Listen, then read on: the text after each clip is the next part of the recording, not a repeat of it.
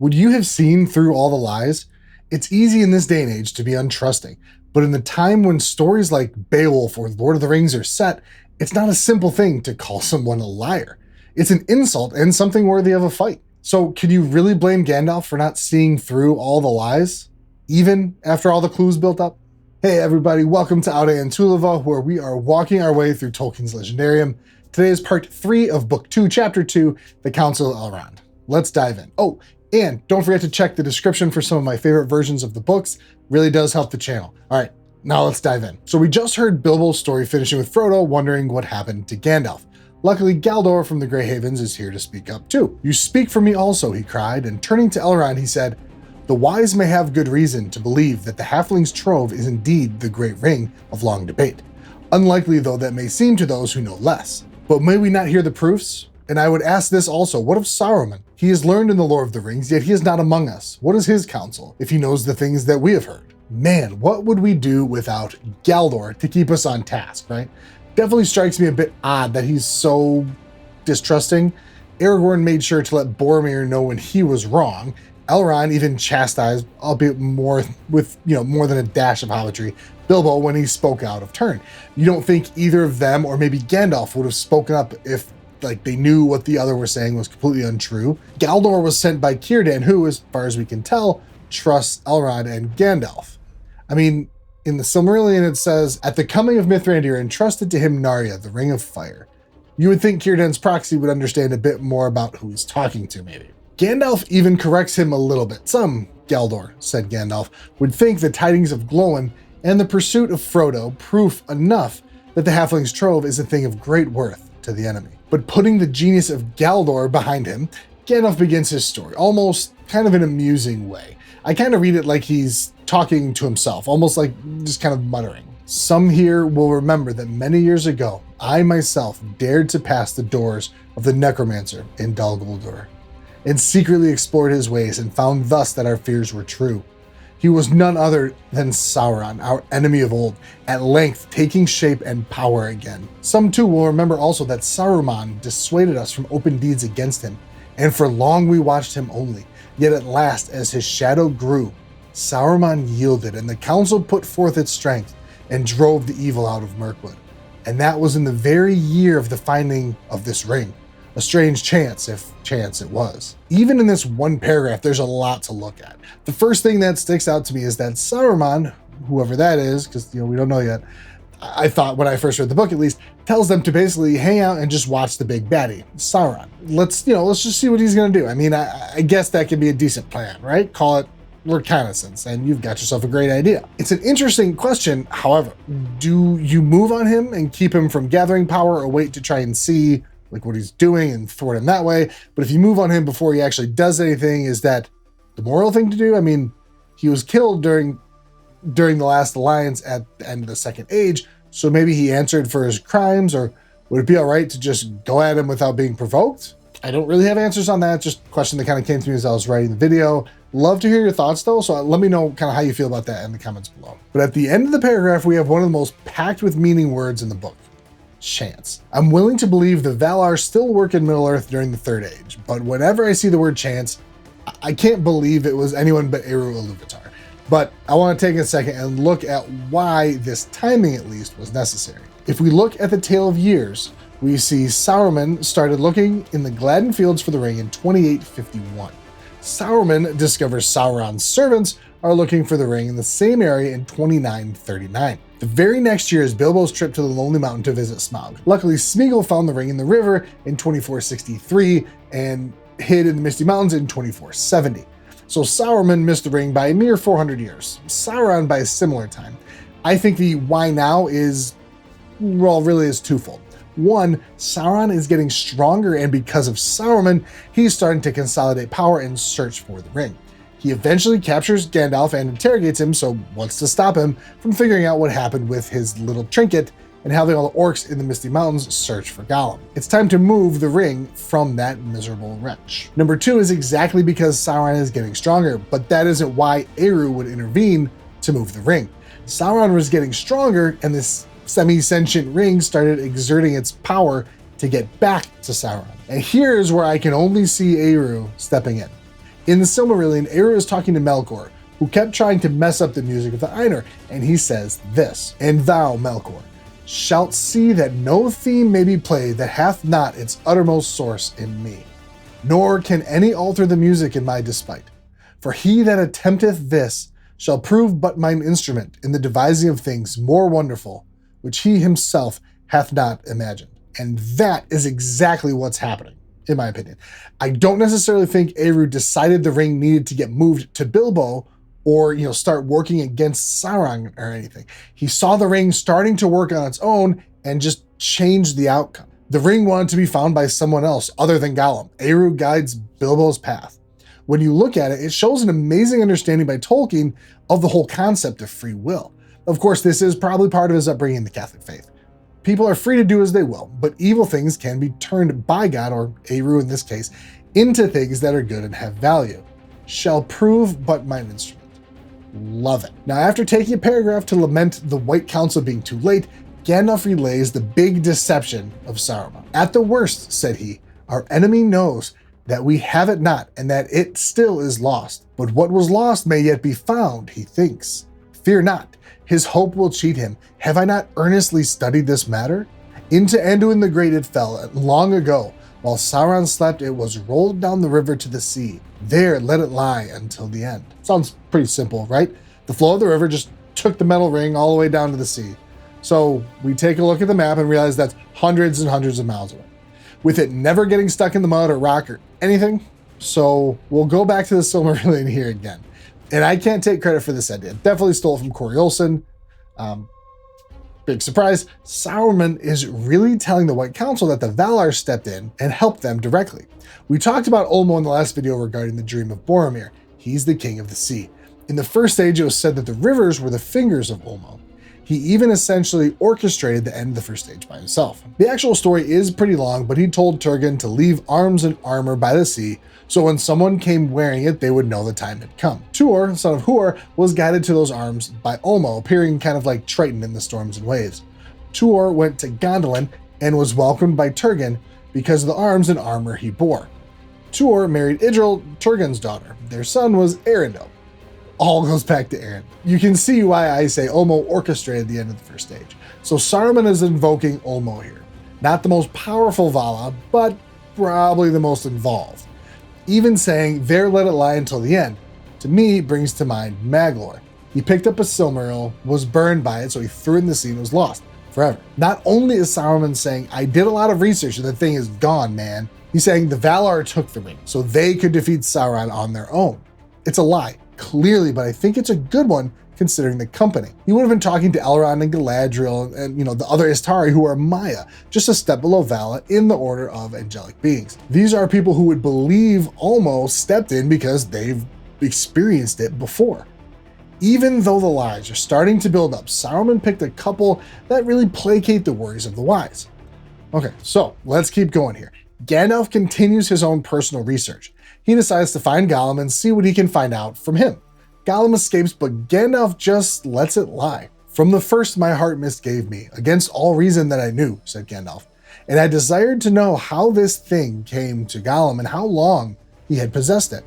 So I set a watch for him, guessing that he would ere long come forth from his darkness to seek for his treasure. He came, but he escaped and was not found, and then, alas, I let the matter rest, watching and waiting only, as we have too often done." I always kind of wondered why Gandalf would let it rest. Why, with something so important, would you leave it alone?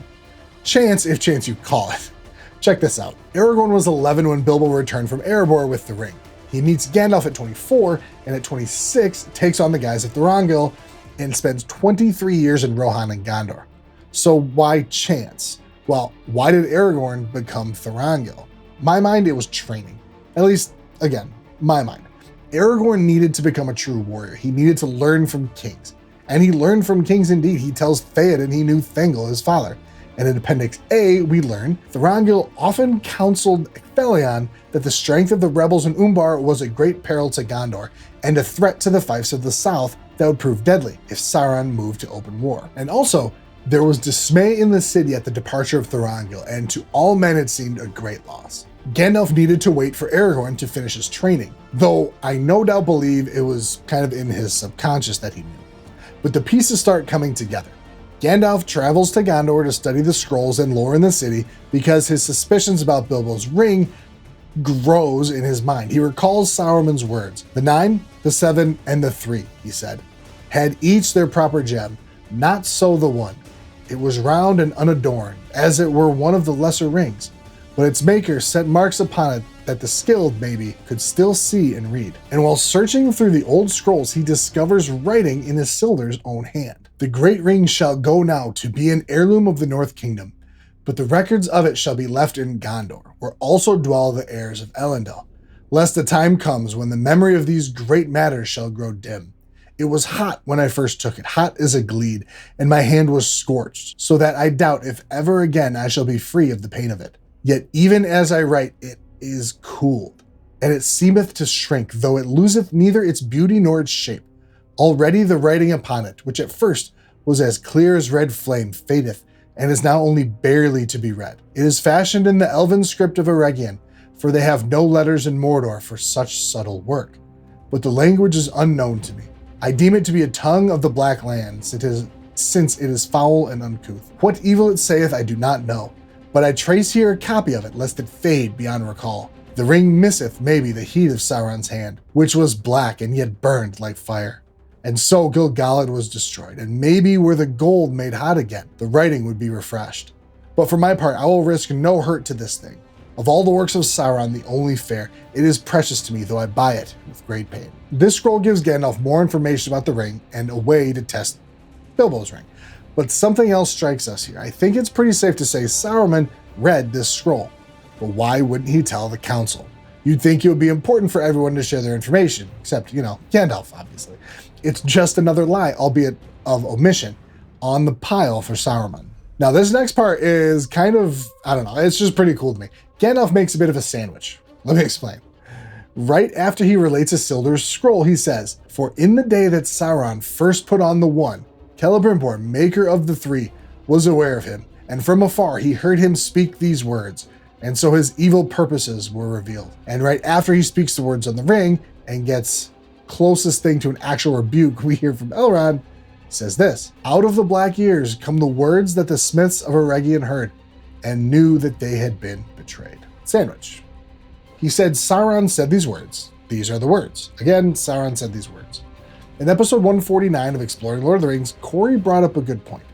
Are those words a spell in and of themselves? After hearing him talk about it and kind of thinking on it like myself for months at this point, I guess, this is what I've kind of decided as my headcanon. Sauron makes the ring, but not out of gold. Read Dr. Sarah Brown's article in the Melon. And as the ring is finishing the forging process, Sauron speaks the words: Ashnaz Dubak-Tuluk, Ashnaz Gimbatul, Ashnaz Thorkatuluk, Agburzum Ishi Krimpatul. The words flare to life on the ring. With his power, Sauron binds the 7 and 9 to himself, but not the 3, for Celebrimbor created those without the help of the rogue Maya. But with his power and the power of his ring, Celebrimbor heard those dreadful words, and hope left him. A second time, Sauron speaks his words of power, and the other smiths, those under Celebrimbor, with less power and no ring of their own, heard Sauron's voice reverberate throughout creation, and knew their friend, the giver of gifts, Anatar, has betrayed them. I kind of love this. I could 100% see this in like a movie or, dare I say, a TV show. But that's what I think happened. The words on the ring weren't etched or anything, but they were almost, I would say, branded by magic into the metal of the One Ring. And maybe one day I'll see if I can get Dr. Sarah Brown on to talk about her paper. It's just crazy. And no, the ring isn't made out of gold.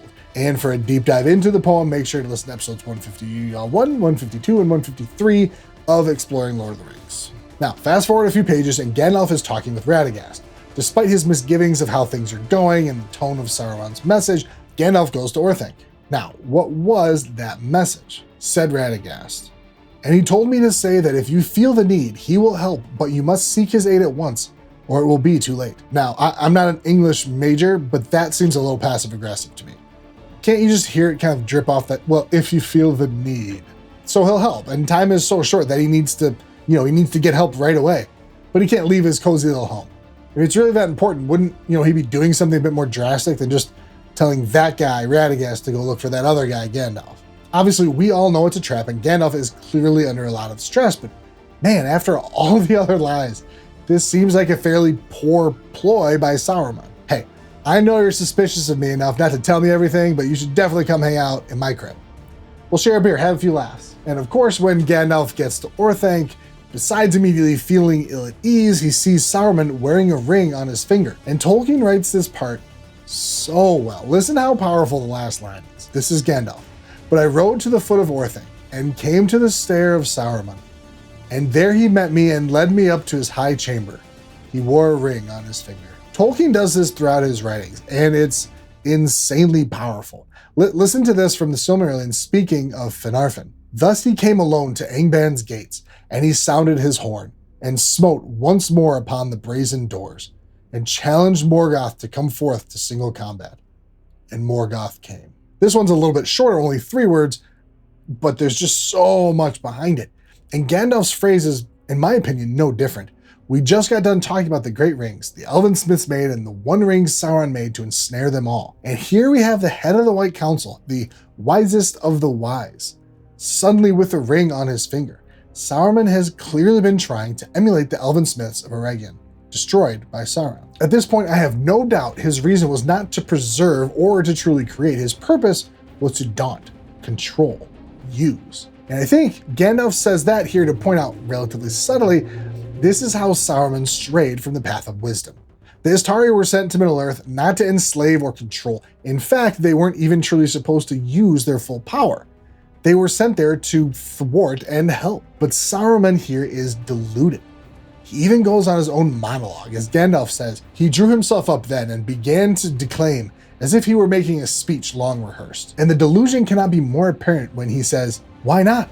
The ruling ring, if we could command that, then the power would pass to us. At this point, he's so drunk on the power Sauron has given him already, and the idea of ruling at Orthanc, he loses track of what is real and what's not. Gandalf always seemed pretty practical, and Saruman is trying to convince him that 2 people could use the one ring. Saruman wins the award for most deluded Istar in Middle-earth, right here. And as Gandalf recalls his lament and being trapped on top of Orthanc, Frodo suddenly remembers his dream in Bombadil's house. I saw you, cried Frodo. You were walking backwards and forwards, the moon shone in your hair. And here, I think Gandalf realizes even he did not know everything about Frodo. He sees there's a small power given to him. I think at this point, if he ever had any doubt Frodo wasn't the right person to do the job, he's now convinced. He knows Frodo has the favor of Eru or Olmo, and that his steps are guided. I like to think his heart kind of flared with hope. Maybe not Amdir, but Estelle. I know it's easy for us sitting here in our living rooms or offices or, train or whatever, to look at everything Saruman had done and think Gandalf totally should have seen it coming. But I can completely understand Gandalf not seeing it, mostly because he didn't want to. How often have we found ourselves doing the same thing? Watching a show and just wishing that one character wouldn't, turn into Sauron, even though it's so obvious, and then being disappointed when what was right in front of your face the entire time turns out to be true. Yeah, that one hurt.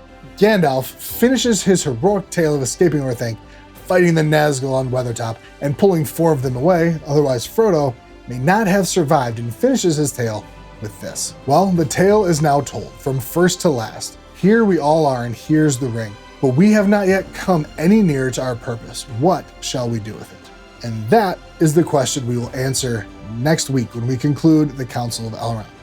Thank you all so much for watching. Don't forget to like and subscribe. And until next time, Aude and Tulva, day shall come again.